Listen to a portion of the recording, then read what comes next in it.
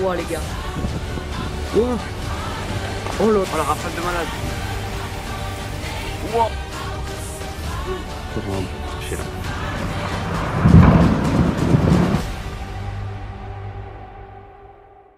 Eh bien, bonjour à toutes et à tous, c'est Méto37, j'espère que vous allez bien.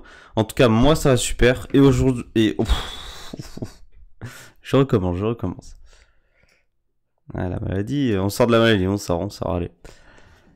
Eh bien, bonjour à toutes et à tous, c'est Méto37, j'espère que vous allez bien. En tout cas, moi ça va super. Et aujourd'hui, on se retrouve pour cette nouvelle vidéo, ce nouveau point météo. Nous allons voir ce qu'il va se passer durant notamment cette journée de vendredi avec la tempête Diego qui va concerner notamment une petite partie ouest de notre pays avec des vents qui pourraient dépasser dans les terres les 100 km/h. De toute façon, on va voir ça en détail avec GFS 025 juste après, parce que à Rome, je le trouve pas très fiable. Voilà. Donc, d'abord les centres d'action, évidemment. On a toujours cet air froid, souvenez-vous, qui nous avait déjà concerné en fin de semaine dernière, qui nous avait donné de la neige, qui nous avait permis en tout cas d'avoir de la neige en plaine, notamment sur le nord de la France. Et donc ce froid, enfin cette réserve de froid sur la Scandinavie, elle est toujours là, due à un vortex polaire toujours assez actif, mais qui est quand même en train de s'effondrer, on le voit.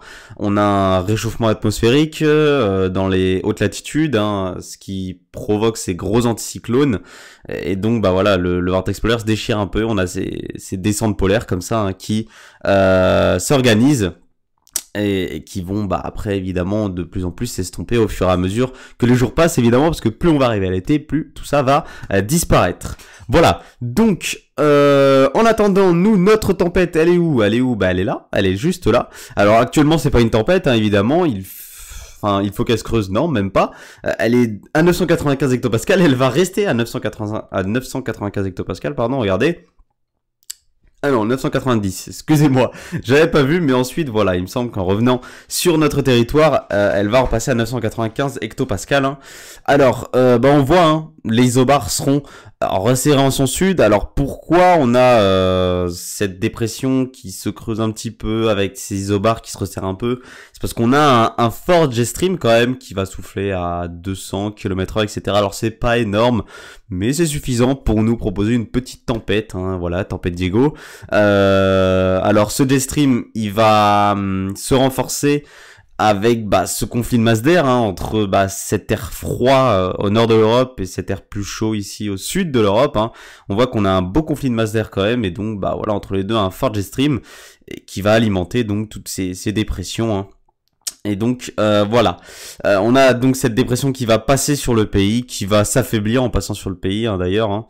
Enfin non, pas la dépression qui s'affaiblit, mais les vents en tout cas qui vont s'affaiblir.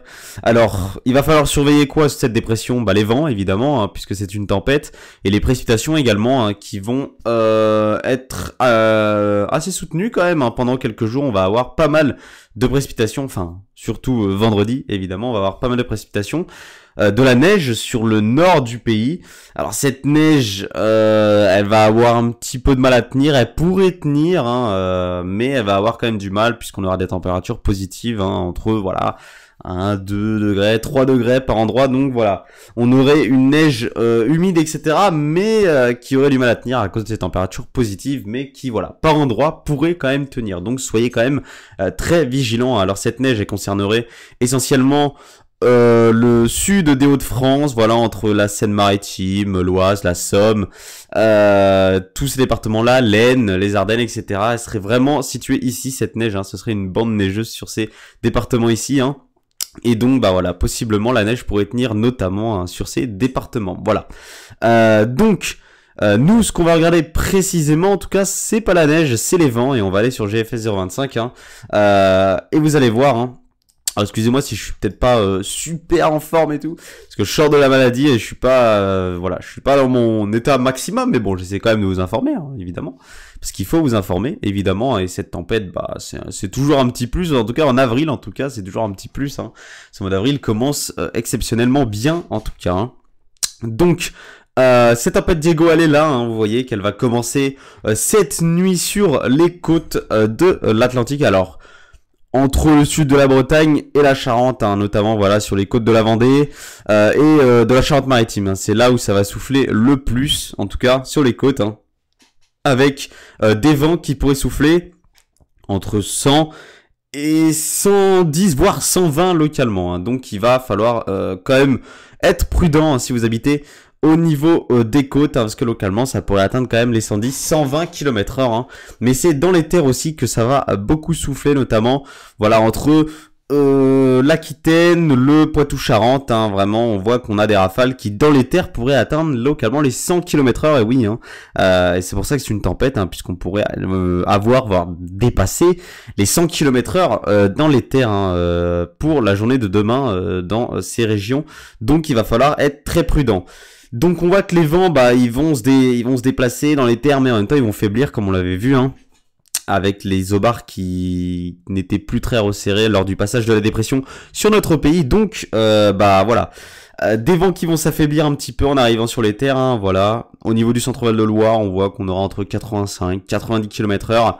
Donc voilà, sur une grande bande centrale ici, hein, allant voilà du sud des Pays de la Loire, du Poitou-Charentes, en passant par le sud du centre-val de Loire, le nord de l'Auvergne, le nord, enfin non, juste la région Poitou-Charentes, en allant vers le Grand Est ici, hein, et la Bourgogne, on voit que sur une bande centrale comme ça, on aura la plupart du temps entre 80 et 100 km/h. Voilà, entre 80 et 100 km/h. Regardez, hein, ces vents hein, qui voilà se déplacent vraiment sur une grande bande centrale ici. Hein. Et puis voilà, on aura entre 80 et 100 km/h sur tous ces secteurs. Voilà, on voit hein, que ça se décale vraiment tout droit et que ça faiblit évidemment hein, en arrivant bah, de plus en plus dans les terres. Sur les reliefs, vous le voyez ici au niveau du Massif central, ça pourrait souffler bien fort aussi hein, en altitude. Donc il va falloir être très prudent, ça pourrait souffler jusqu'à 130 km/h voire plus. Donc il va falloir être très prudent par contre en altitude hein, puisque ça va beaucoup souffler. Hein. Évidemment ça va beaucoup souffler, donc soyez très prudents. Voilà, donc c'était un petit point météo pour vous informer un petit peu de la situation à suivre pour demain, ce vendredi 8 avril avec la tempête Diego. Merci à tous d'avoir suivi ce point météo. On se retrouve très bientôt, peut-être pour un nouveau point météo. C'était Météo 37. Bye tout le monde.